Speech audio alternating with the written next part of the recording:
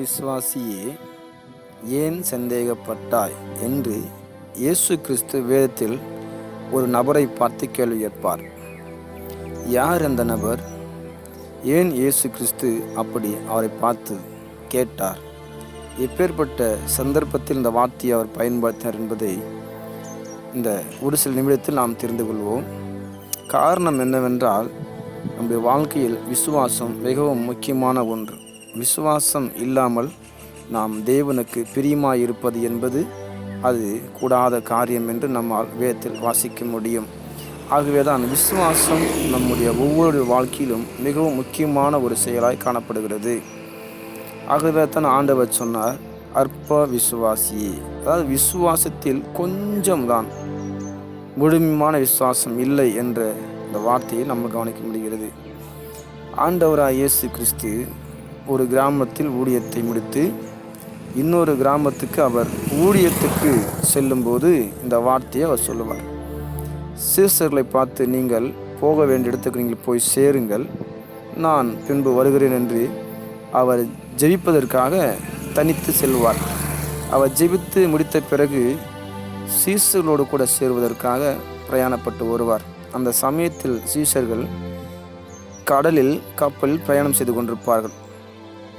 அப்படி போகும்போது ஆண்டவராய் இயேசு கிறிஸ்து அந்த இரவு நேரத்தில் அவர்களோடு கூட போக வேண்டும் என்று கடலின் மேலே நடந்து வருவார். அந்த கடலின் தண்ணீர் மேலே நடந்து வருவார். அதை பார்த்த அவர்கள் ஏதோ ஒரு ஆவேசம், அதாவது ஏதோ ஒரு அசுத்த ஆவி, பேய் நம்மை நோக்கி வருகிறது என்று பயந்து அலறுவார். ஒருவரோடு பேசிக்கொள்ள பயப்படுவார்கள். ஏனென்றால் தண்ணீரின் மேல் நடப்பது அது சாதாரணமான ஒரு செயல் அல்ல, அசாதாரணமான ஒரு செயல். ஆண்டவராய் இயேசு கிறிஸ்துவுக்கு இயற்கையின் மேலும் அதிகாரம் உண்டு என்பதை அதிலிருந்து நாம் தெரிந்து கொள்ள முடியும். தண்ணீரின் மேல் நடக்கக்கூடிய ஒரு அற்புதமான செயலைத்தான் ஆண்டவராய் இயேசு கிறிஸ்து அங்கே செய்கிறார் தன்னுடைய வாழ்க்கையில். அதை பார்க்கிற அவர்கள், இது ஒரு மனிதர்களால் சாதாரணமாக தண்ணீர் நடக்க முடியாதே என்ற அந்த ஆலோசனை செல்லும்போது பயப்படுகிறார்கள். இன்னொன்று, இரவு நேரம் அவர் நடந்து வரும்போது இரவு நேரத்தில் ஏதோ ஒரு ஆவிதான் நம்மை நோக்கி வருகிறது என்று பயப்படுவார்கள். அப்போ ஆண்டவர் சொல்லுவார், பயப்படாதிருங்கள், திடன் கொள்ளுங்கள், நான் தான் அப்படி என்று அந்த சீசர்களை பார்த்து சொல்வார். அப்படி சொன்ன உடனே அதில் பேதுரு என்பவர், ஆண்டவரே, வருகிறது நீரே, ஆனால் நானும் கூட இந்த தண்ணீர் நடந்து வர எனக்கு உத்தரவு கொடுன்னு கேட்பார். அப்படி கேட்ட உடனே ஆண்டவர் சொல்லுவார், நீ நடந்து வா அப்படின்னு. பேதுரு அந்த வார்த்தையை கேட்டு நல்ல ஒரு விசுவாசத்தோடு முதல்ல ஆண்டவரை பார்த்து அந்த கடலின் மேல் நடந்து போவார். நடந்து போகும்போது தூரம் நல்லாவே நடந்து போவார். போக போக ஆண்டவரை நோக்கி பார்த்து செல்கிற வரைக்கும் அவருக்கு எந்த ஒரு இடையூறும் இருக்காது. நார்மலாக தரையில் நடந்து போகிற மாதிரியே தான் போயிட்டு இருப்பார். அதுக்கப்புறம் பின்புறமாக அந்த கடல் அலைகள் அதிகமாக எழும்புவதையும் காற்று வீசுவதையும் பார்த்த உடனே தான், ஐயோ, இந்த கடலிலே நாம் மூழ்கி விடுவோமோ, அந்த காற்றில் நாம் அகப்பட்டு விடுவோமோ என்று பயப்படுவார். பயந்து ஆண்டவரை நோக்கி பார்த்து விசுவாசம் இருப்ப அந்த விசுவாசத்தில் கொஞ்சம் தடுமாற்றம் ஏற்படும். அப்போது உடனே அவர் கடலுக்குள்ளே மூழ்க தொடங்குவார். உடனே ஆண்டவரே, ஆண்டவரே, என்னை காப்பாற்றும் என்று சொல்லுவார். அப்போது தான் ஆண்டவர் தன்னுடைய கரத்தை பிடித்து அவரை அந்த மூழ்கிற நிலையிலிருந்து தூக்கி எடுத்து அந்த படகிலே அவரும் சேர்த்துக்கொள்ள. அப்போது சொல்லுவார், அற்ப விசுவாசியே, ஏன் சந்தேகப்பட்டாய்? சந்தேகப்படாமல் ஆண்டவரிடத்தில் நான் போய் சேருவேன்னு போகிற வரைக்கும் அந்த கடலுக்குள்ள அவர் மூழ்கலை. அவருக்கு ஆண்டவர் பெரியவர் என்ற நம்பிக்கை இருந்தது.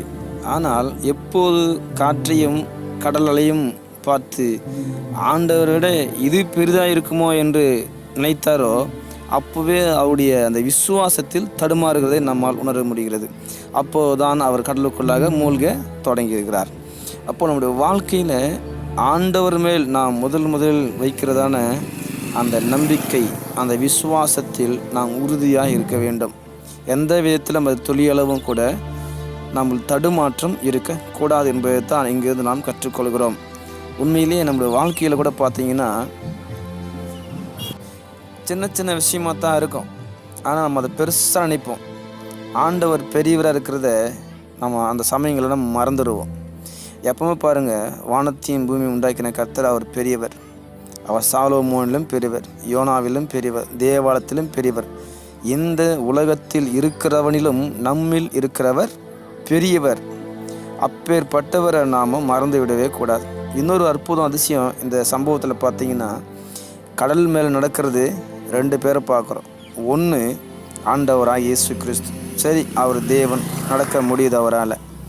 அதுக்கடுத்தது விசுவாசத்தில் கடல் மேல் நடந்த ஒரு மனுஷன் பேதுரு. சாதாரண நம்மை போல ஒரு மனுஷன் கடல் மேல் நடந்த ஒரு அற்புதமான ஒரு சம்பவத்தை தான் அங்கே நம்ம கவனிக்கிறோம். அப்போது இது காரணம், கடல் மேல் நடந்தாருன்னா ஆண்டவர் மேலே இருந்த அந்த நம்பிக்கை, விசுவாசம் தான். ஆண்டவர் என் எதிரில் இருக்கிறார், அவரை நோக்கி பார்த்து நான் போகிறேன். கடலை நான் கவனிக்கலை, காற்றை கவனிக்கலை, இருக்கிற கடல் அலைகளை நான் கவனிக்கலை, என் நேரம் ஆண்டவர் இருக்கிறார் அப்படி நினைக்கும்போது அந்த கடல் அவருக்கு கட்டாந்தரையாய் இருந்தது, நடக்க முடிந்தது. எப்போ காற்றையும் கடலையும் பார்த்தாரோ அந்த கட்டாந்தரை அவருக்கு கடலாய் மாறினது. எப்பவுமே பாருங்கள், ஆண்டவரை நோக்கி போனோம்னா நமக்கு என்ன மாதிரியான பிரச்சனையாக இருந்தாலும் நமக்கு போகிற வழி நல்லாயிருக்கும். ஆண்டவர் மேலே கவனத்தை விட்டு திருப்பிட்டு நம்முடைய கவனம் நம்ம குடும்பமோ மற்ற அக்கம் பக்கத்தில் இருக்கிற பிரச்சனைகளோ வேறு விதமான சம்பவங்களையும் நம்ம மனசில் வச்சு இனிமேல் என்னால் முடியாதுன்னு நினச்சிட்டோம்னா நம்மளால் எதுவுமே முடியாமல் போயிடும். ஆகவே ஆண்டவர் சொல்றார், அற்ப விசுவாசியே ஏன் சந்தேகப்பட்டாய். விசுவாசத்துலேயும் நம்ம உறுதியுள்ளவங்களாக இருக்கணும், நம்பிக்கை இருக்கணும். சந்தேகம் நம்ம வாழ்க்கையில் இருக்கவே கூடாது. ஆண்டவர் இதை செஞ்சு முடிப்பாரா, ஆண்டவரால் முடியுமா, இது என் வாழ்க்கையில் நடக்குமா, இப்படி இந்த கேள்வியிலேயே இருக்கக்கூடாது. தேவனாலே கூடும், எல்லாம் கூடும். கர்த்தர் எனக்காக யாவையும் செய்து முடிப்பார். நான் நம்பியிருக்கிறவர், அவரின் நம்பிக்கைக்குரியவர், அவரின் கண்மலை. இப்படி விசுவாச வார்த்தைகளை நம்ம சொல்லணும். கர்த்தர் மேலே நம்பிக்கையுள்ளவர்களாக நம்ம வாழ்க்கையை நடத்தணும். அப்போ தான் நம்மளால் அற்புதத்தையும் அதிசயத்தையும் நம்ம வாழ்க்கையில் காண முடியும். அப்போ பேதுரு பாருங்கள், சாதாரண மனுஷன்தான், கடல் மேலே அவர் நடக்க முடியுது. எல்லாம் யோசனை பண்ணி பாருங்கள், தண்ணி மேலே சாதாரணமான ஒரு மனுஷன் நடக்க முடியுமான்னா முடியாது. அப்போது சாதாரணமான காரியமாக இருந்தாலும் அதை அசாதாரணமாக மாற்றக்கூடிய அந்த பெரிய ஒரு வல்லமை ஆண்டவரிடத்தில் இருக்குது. அதை நடைமுறைப்படுத்திக்கிறது நம்ம கையில் விசுவாசத்தினால் இருக்குது. ஸோ விசுவாசத்தை எந்த நிலையிலும் உங்களுடைய வாழ்க்கையில் நீங்கள் குறைக்கவே கூடாது. விசுவாசம் எப்படி நம்முடைய வாழ்க்கையில் அதிகப்படுத்தி கொள்ள முடியும்? கடவுளுடைய வார்த்தைகள் மூலமாய். ரோமருக்கு நிருபத்தில் அந்த வார்த்தைகளுக்கு 10ஆம் அதிகாரத்தில் விசுவாசம் எப்படி வருமா? கேள்வினால் வரும். அந்த கேள்வி என்னவா? கர்த்தருடைய வசனம். கடவுளுடைய வசனத்தை கேட்க கேட்க, படிக்க படிக்க, தியானிக்க தியானிக்க, அப்போது நம்முடைய வாழ்க்கையில் விசுவாசம் அதிகரிக்கும், விசுவாசம் உருவாகும். விசுவாசம் உள்ளவனாக இரு என்று ஆண்டவர் ஒரு மனிதனை பார்த்து சொல்லுவார். அவர் மனுஷன் கேட்பார், என் விசுவாசத்தை வர்த்திக்க செய்யும்னு சொல்லுவார். அப்போ விசுவாசம் உள்ளவனாக இருக்கணும்னா, விசுவாசம் அதிகரிக்கணும்னா அதுக்கு ஒரே ஒரு வழி, ஆண்டோடு சொன்ன வசனங்களை நாம் படிக்கணும், அதை தியானிக்கணும், நல்லா புரிஞ்சிக்கணும், அவரிடத்துல நாம் கேட்கணும். எனக்கு இன்னும் வார்த்தைகளை கொடுங்க, என் வாழ்க்கையில் இன்னும் விசுவாச நிலையாக நிற்கணும்னு கேட்கணும். அருமையான இதை கேட்டுக்கொண்டிருக்கிற தேவ பிள்ளைகளே, ஜெபியுங்கள், உங்கள் விசுவாசத்தை நிலைத்திருங்கள். கர்த்தர் அற்புதம் செய்வார். ஆமீன்.